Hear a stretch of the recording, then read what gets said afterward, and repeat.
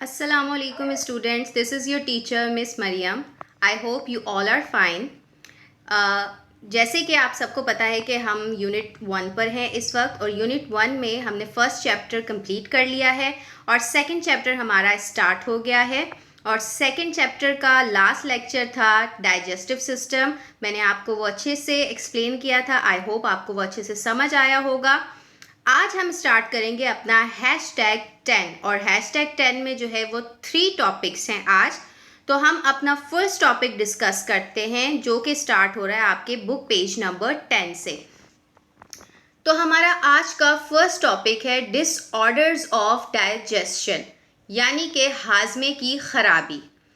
अब हाजमा जो है आपका ख़राब किस तरह होता है, किस वजह से होता है, और जब हाजमा ख़राब हो जाए तो क्या डिजीज़ेस हमें फेस करनी पड़ती हैं। ठीक है, तो अब जैसे कि हम सबको पता है कि जब हम कंटेमिनेटेड फूड यानी कि आलूदा खाना जो कि हमारी सेहत के लिए मुज़िर होता है, हेल्दी नहीं होता है, ऐसा खाना अगर हम खाते हैं तो हमारे जो डाइजेस्टिव सिस्टम है उस पर इफ़ेक्ट होता है। यानी कि ये कंटेमिनेटेड फूड जो है हमारे डाइजेस्टिव सिस्टम को, हमारे निज़ाम हज़म को इफ़ेक्ट करता है और हमारे सिस्टम को ये डैमेज करता है, जिसकी वजह से जो हमारा निज़ाम हज़म है वो प्रॉपरली फंक्शन नहीं कर सकता। यानी कि हमारा जो निज़ाम हज़म का पूरा प्रोसेस है वो प्रॉपरली परफॉर्म नहीं कर पाता, क्योंकि वो क्या हो जाता है, इस फूड की वजह से डैमेज हो जाता है।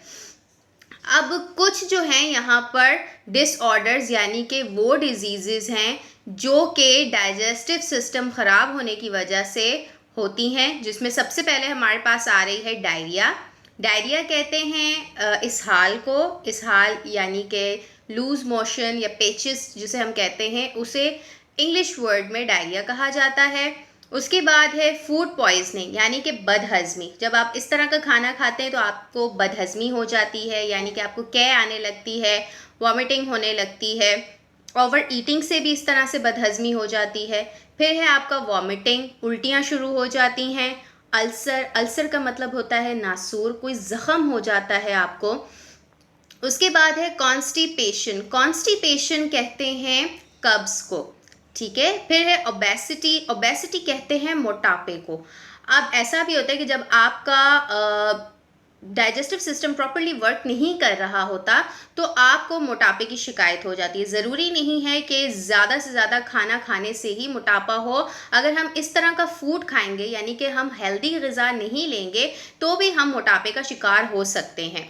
और लास्ट है आपका मेल न्यूट्रिशन यानी कि ग़िज़ाइयत की कमी। जब आप इस तरह का आलूदा खाना खाएंगे तो आपके जिस्म में यानी कि ग़िज़ाइयत की कमी हो जाएगी। ठीक है ना, तो ये खाना जब ग़िज़ाइयत की कमी को पैदा करेगा तो आपकी बॉडी वीक होने लगेगी। आपके ऑर्गन्स बॉडी के उस तरह से परफॉर्म नहीं करेंगे जैसे कि एक एक्टिव बॉडी के ऑर्गन परफॉर्म करते हैं या हेल्दी बॉडी के ऑर्गन परफॉर्म करते हैं।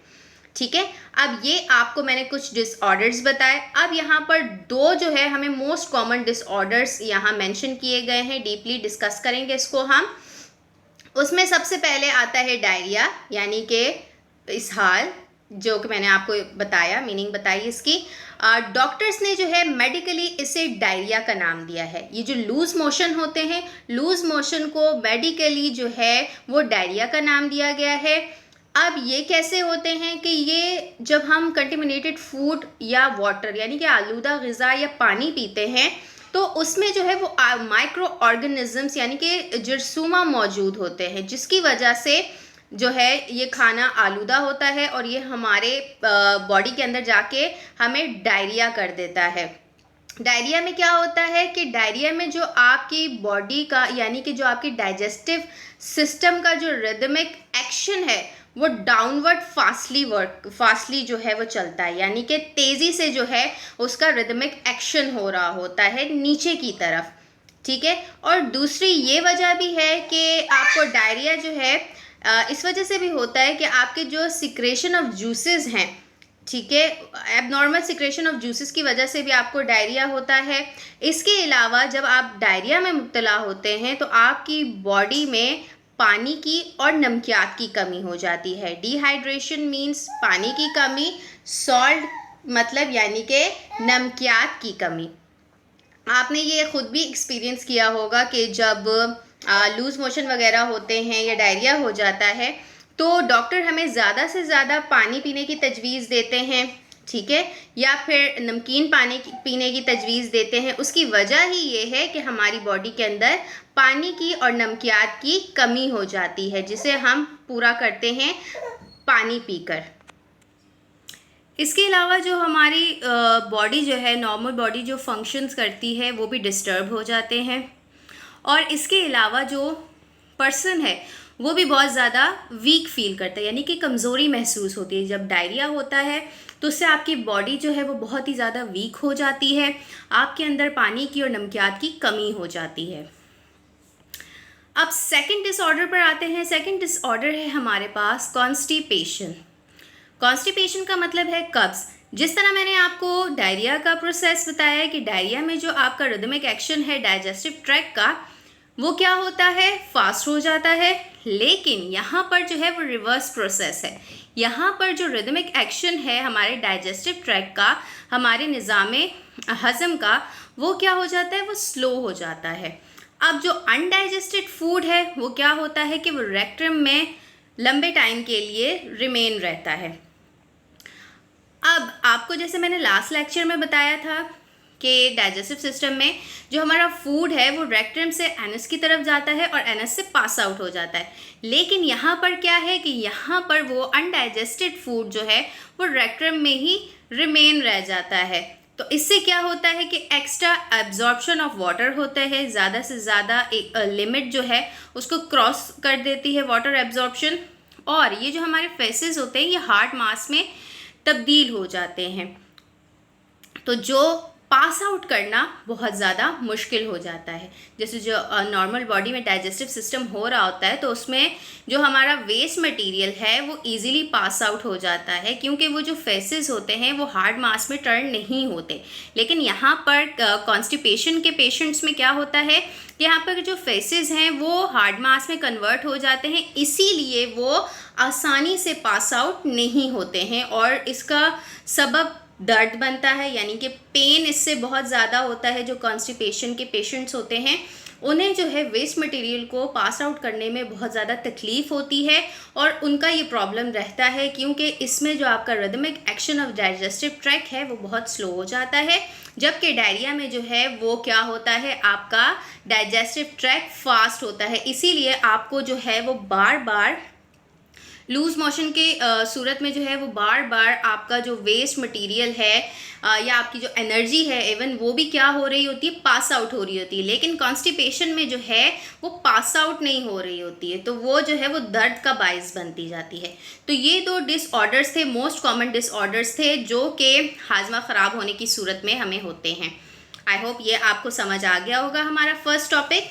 अब हम आ जाते हैं अपने सेकंड टॉपिक पर, which is on page number 11। हमने सबसे पहले पढ़ा था डाइजेस्टिव सिस्टम यानी कि निज़ामे हज़म। उसके बाद हमने डिस्कस किया डिसऑर्डर ऑफ डाइजेशन यानी कि हाजमे की ख़राबी। अब हम आते हैं रिस्पायरेटरी सिस्टम। रिस्पायरेटरी सिस्टम निज़ाम तनफ़्फ़ुज़ या सांस लेने का जो निज़ाम है उसे रिस्पायरेटरी सिस्टम कहते हैं। हम ये कंसीडर करते हैं कि हमारी बॉडी में जो एनर्जी है वो एक्सरसाइज करने से या गेम खेलने से आती है, लेकिन हमारी बॉडी जो है वो सिर्फ एक्सरसाइज करते हुए और गेम्स खेलते हुए काम नहीं कर रही होती है। इवन जब हम सोए हुए होते हैं, जब हमारी बॉडी स्लीपिंग मोड पर होती है, तब भी हमारी बॉडी जो है वो बहुत सारे फंक्शंस प्ले कर रही होती है, जैसे कि ब्रीथिंग, हम सांस ले रहे होते हैं, बीटिंग ऑफ हार्ट, हमारी धड़कन चल रही होती है, movement of food in elementary कनाल, बुनियादी नाली, ग़िज़ा की नाली, इंहिज़ामी नाली जो होती है उसको एलिमेंट्री कनाल कहते हैं। जो फूड का प्रोसेस है वो भी चल रहा होता है। तो ये देखिए, हालांकि हम कोई काम नहीं कर रहे हैं, सिर्फ और सिर्फ आराम कर रहे हैं, सोए हुए हैं, लेकिन हमारी बॉडी जो है, बॉडी के जो ऑर्गन्स हैं वो तमाम काम कर रहे हैं। और इन तमाम प्रोसेसेस के लिए जिस्म को किस चीज़ की ज़रूरत होती है?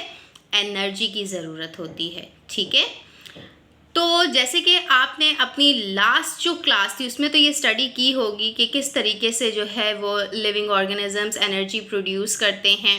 रेस्पिरेटरी सिस्टम जो है वो किस तरीके से प्रोवाइड होता है, ऑक्सीजन की वजह से जो है हम सांस ले पाते हैं, ये तमाम चीज़ें आपने डिस्कस की हैं।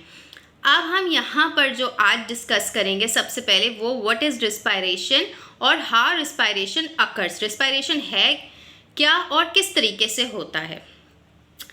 रिस्पायरेशन जो है वो एक बायोकेमिकल प्रोसेस है जिसके दौरान जो आपके सिंपल कार्बोहाइड्रेट्स हैं जो जैसे कि ग्लूकोज, वो टूटकर एनर्जी को रिलीज़ करते हैं। ठीक है, क्या करते हैं, ग्लूकोज टूटकर एनर्जी को रिलीज़ करता है। ये एक बायोकेमिकल प्रोसेस है। जैसे कि हर लिविंग ऑर्गेनिज्म को जो है किस चीज़ की ज़रूरत होती है, ऑक्सीजन और फूड फॉर रिस्पायरेशन। रिस्पायरेशन के अमल के लिए ऑक्सीजन और फूड दोनों की नीड होती है, यानी कि ग़िज़ा और ऑक्सीजन दोनों की ज़रूरत होती है। अब जो हम ग़िज़ा लेते हैं, जो ग़िज़ा हम खाते हैं, वो किस में कन्वर्ट हो जाती है, ग्लूकोज में। ये बहुत समझने की बात है कि जो फूड हम ले रहे हैं वो हमारी बॉडी में जाकर किस में कन्वर्ट हो गया, ग्लूकोज की सूरत में। और ये ग्लूकोज जो है हमें किस तरीके से मिलता है, डाइजेस्टिव सिस्टम से मिलता है, निज़ामे हज़म से मिलता है। डाइजेस्टिव सिस्टम की वजह से ही जो है हमारी बॉडी में ग्लूकोज मुहैया होता है, क्योंकि हम जो खाना खाते हैं वो डाइजेस्टिव सिस्टम के प्रोसेस से ग्लूकोज की सूरत में हमें मिलता है। तो जो ये याद रखें, जो फूड हम खाते हैं वो कन्वर्ट होकर किस में जाता है, ग्लूकोज में कन्वर्ट होता है। और ये ग्लूकोज हमें मिला कैसे, डाइजेस्टिव सिस्टम की बदौलत मिला। अच्छा, हम जो है वो ऑक्सीजन ऑब्टेन करते हैं किस तरीके से, रेस्पिरेटरी सिस्टम से। रेस्पिरेटरी के निज़ाम से जो है हम ऑक्सीजन ऑब्टेन करते हैं। ठीक है, देन आर सर्कुलेटरी सिस्टम खून का दौरानिया। एक हमने पढ़ा डाइजेस्टिव सिस्टम, निज़ामे हज़म, दूसरा हमने पढ़ा रेस्पिरेटरी सिस्टम, सांस लेने का निज़ाम, और ये है सर्कुलेटरी सिस्टम। ये जो खून का दौरानिया, खून का जो पूरा निज़ाम है जो कि पूरी बॉडी में बहता है, उसे सर्कुलेटरी सिस्टम कहते हैं। ठीक है, अब ये जो सर्कुलेटरी सिस्टम है ये क्या करता है, ये हमारी बॉडी में जो ऑक्सीजन और फूड है उसको सेल तक ट्रांसपोर्ट करता है, यानी कि सेल तक पहुंचाता है। जो ग़िज़ा हमने ली, ठीक है, वो ग़िज़ा किस में कन्वर्ट हुई, ग्लूकोज में। किस सिस्टम के ज़रिए, डाइजेस्टिव सिस्टम के ज़रिए। ठीक है, रिस्पायरेटरी सिस्टम के ज़रिए हमने ऑक्सीजन जो है अपनी बॉडी के अंदर लिया। अब ये दोनों चीज़ों को सर्कुलेटरी सिस्टम ने ट्रांसपोर्ट कहाँ पर किया, सेल पर, यानी कि सेल की तरफ उसको भेजा गया। अब यहाँ पर क्या होता है कि ग्लूकोज किसके साथ कंबाइन होता है, ऑक्सीजन के साथ, और ये मिलकर क्या करते हैं, एनर्जी को रिलीज़ करते हैं। हमारी बॉडी में जो एनर्जी होती है ना, वो एनर्जी किसके कम्बिनेशन से हमें मिलती है, ग्लूकोज और ऑक्सीजन। ये जो हम सांस ले रहे हैं और जो हम ग़िज़ा ले रहे हैं, इन दोनों से मिलकर जो है हमें हमारी बॉडी में क्या मिलती है, एनर्जी मिलती है। ठीक है, ग्लूकोज अगेन बता रही हूँ कि फूड जो है वो ग्लूकोज में कन्वर्ट हुआ है, फिर ग्लूकोज और ऑक्सीजन दोनों मिलकर क्या रिलीज़ करते हैं, एनर्जी रिलीज़ करते हैं। अब इस प्रोसेस में देखें, कार्बन डाइऑक्साइड और वाटर, ये दोनों क्या है, वेस्ट प्रोडक्ट्स हैं जो कि हम अपनी बॉडी से पास आउट कर देते हैं। क्योंकि आपको पता है कि हम इंसान ऑक्सीजन इंटेक करते हैं और कार्बन डाइऑक्साइड जो है हम अपनी बॉडी से पास आउट कर देते हैं। अब ये जो पूरा प्रोसेस है रिस्पायरेशन का, ये आपको नीचे दी गई आप इक्वेशन देख रहे हो, इससे क्लियरली समझ आ जाएगा। ठीक है, तो आई होप आपको ये सेकंड जो रिस्पायरेटरी सिस्टम है ये भी बहुत क्लियर समझ आया होगा। आपको पता है कि जो हमारे अंदर बॉडी के अंदर जो एनर्जी होती है वो एनर्जी किन दो चीज़ों से मिलती है, हमें ग्लूकोज और ऑक्सीजन के मिल जाने से जो है बॉडी के अंदर एनर्जी पैदा होती है। एनर्जी, ये दोनों क्या करते हैं, एनर्जी को रिलीज़ करते हैं बॉडी के अंदर। ग्लूकोज हमें कहाँ से मिला, जो हमने ग़िज़ा खाई वो ग्लूकोज में कन्वर्ट हुई। कन्वर्ट किस सूरत में हुई, डाइजेस्टिव सिस्टम की बदौलत हुई। हम ऑक्सीजन जो है अपनी बॉडी में लेते हैं वो किसकी वजह से लेते हैं, अपने रिस्पायरेटरी सिस्टम की वजह से लेते हैं। तो आई होप आपको ये तीनों जो हैं वो जो सिस्टम्स हैं वो अच्छे तरीके से क्लियर हो गए होंगे।